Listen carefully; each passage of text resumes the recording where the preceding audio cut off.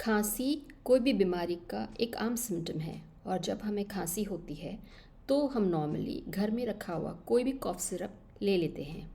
लेकिन क्या आप जानते हैं कि 2 साल से कम उम्र के बच्चों के लिए over the counter cough syrup recommended नहीं है।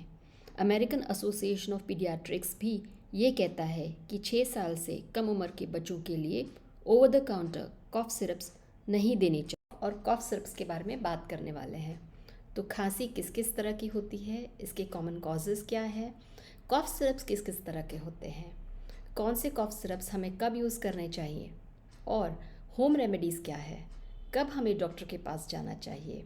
और रिसेंटली जो न्यूज़ में है आजकल जो कॉफ़ सिरप्स बैंड हो चुके हैं, फिक्स डोज कॉम्बिनेशन, डस्ट और पोल्यूशन, एलर्जीज़, आस्थमा, एक्सरसाइज करने से भी खांसी हो सकती है और सर्दियों में जो नोज़ ब्लॉक हो जाती है, साइनस इन्फेक्शन, ये काफ़ी सारे कॉमन कॉजेज़ होते हैं।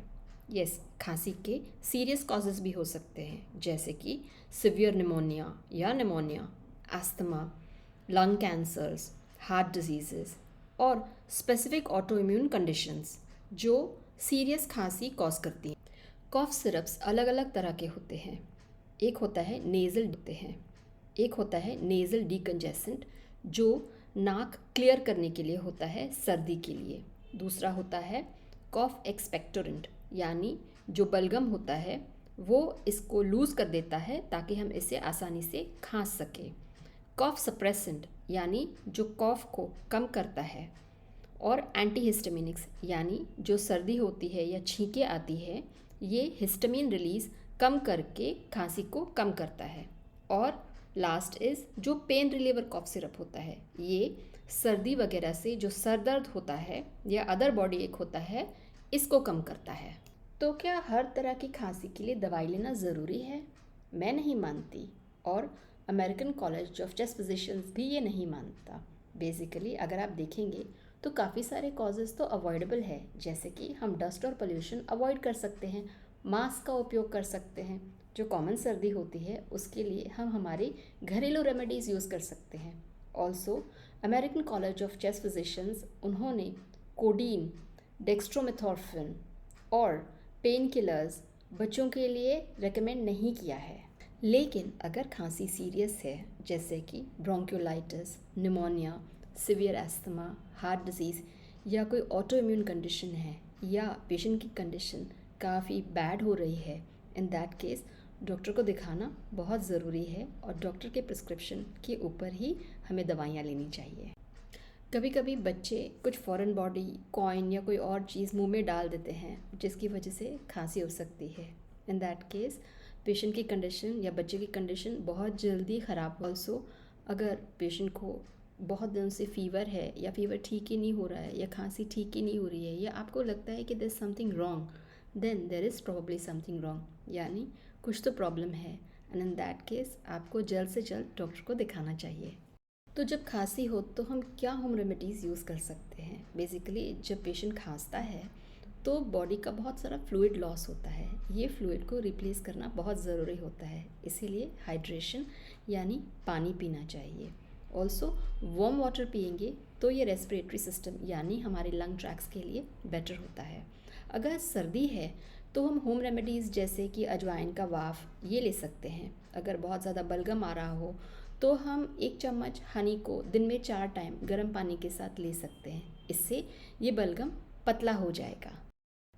Also cool mist humidifier warm humidifier से बेटर होते हैं बिकॉज वार्म ह्यूमिडिफायर यानी जो बॉईल करते हैं पानी, अगर वो उलट जाए तो उससे बर्न्स होने के चांसेस होते हैं। पुराने ज़माने में हमारे लोग नीलगिरी का तेल यूज़ करते थे, ये ब्रोंकस यानी लंग्स को या जो एयरवे होते हैं, सांस की नली होती है उसको ब्रॉड करते हैं और सांस लेना आसान हो जाता है। रिसेंटली इंडिया में 14 फिक्स डोज कॉम्बिनेशंस बैन की गई हैं।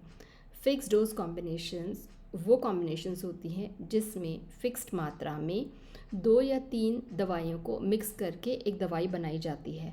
गवर्नमेंट और एफडीए का ये कहना है कि इससे नुकसान ज़्यादा है और फ़ायदे कम हैं।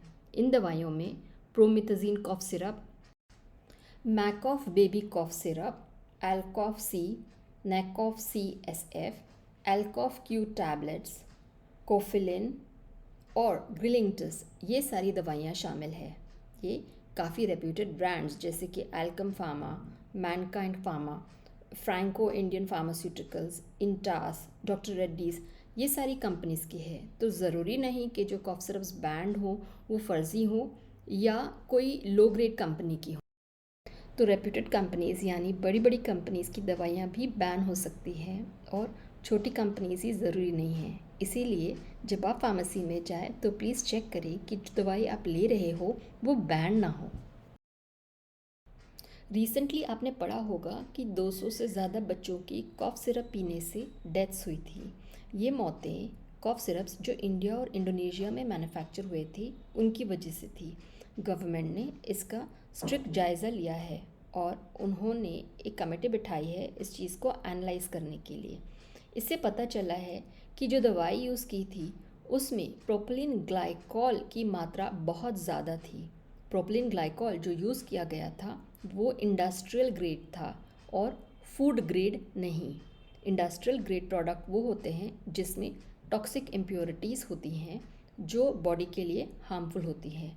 ये प्रोपिलीन ग्लाइकॉल डिटर्जेंट्स, एंटीफ्रीज यानी एसी रेफ्रिजरेशन, पेंट्स और पेस्टिसाइड्स इनमें यूज़ होता है। इन कॉफ सिरप्स में डाईइथिलीन ग्लाइकॉल और इथिलीन ग्लाइकॉल की मात्रा बहुत ज़्यादा थी जो बॉडी के लिए बहुत हार्मफुल हो सकते हैं। कॉफ सिरप्स के बारे में कुछ बातें हमें याद रखनी चाहिए। कॉफ सिरप बीमारी को क्योर नहीं करते हैं, सिर्फ सिम्टम्स को ट्रीट करते हैं। कॉफ सिरप डोज के हिसाब से देने चाहिए और ओवरडोज नहीं करना चाहिए। 4 साल से कम उम्र के बच्चों के लिए US FDA over the counter cough syrup recommend नहीं करता है। कॉफ सिरप पीने से अब्यूज़ पोटेंशियल यानी एडिक्शन का पोटेंशियल बढ़ जाता है। कॉफ सिरप्स के साइड इफ़ेक्ट्स होते हैं कुछ कुछ बीमारियों में, जैसे हार्ट डिजीज़ और फिट्स वगैरह में कुछ दवाइयाँ कॉन्ट्राइंडिकेटेड यानी रिकमेंडेड नहीं होती है और जितना ज़रूरत है उतना ही कॉफ सिरप पीना चाहिए और वो भी डॉक्टर के प्रिस्क्रिप्शन के ऊपर। तो उम्मीद है आज का एपिसोड आपको पसंद आया होगा और आपने कॉफ़ और कॉफ सिरप के बारे में काफ़ी सारी जानकारी हासिल की होगी। अगर पसंद आया है तो लाइक, सब्सक्राइब और शेयर ज़रूर करें। Thank you.